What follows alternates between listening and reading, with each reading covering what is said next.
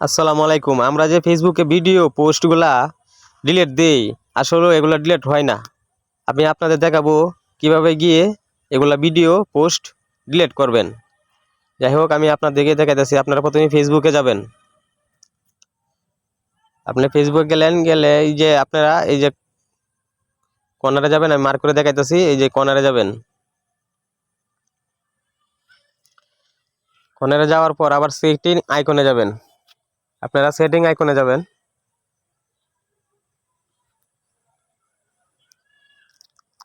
Setting আইকনে যাওয়ার পরে একটু স্ক্রল করে নিচে যাবেন। স্ক্রল করে একটু নিচে যাবেন।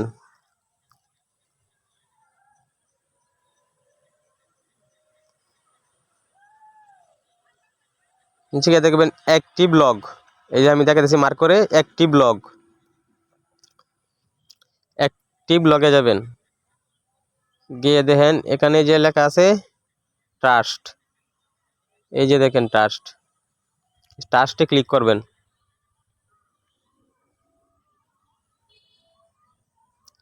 এই যে দেখেন আমি কতগুলো ভিডিও ডিলিট করছিলাম, এই ভিডিওগুলো রয়েছে। আপনারা এই যে ওয়ালে মার্ক করবেন। ওয়ালে মার্ক করে একবারে নিচে দেখেন, এই যে আমি দেখাতেছি মার্ক করে দেখাতেছি।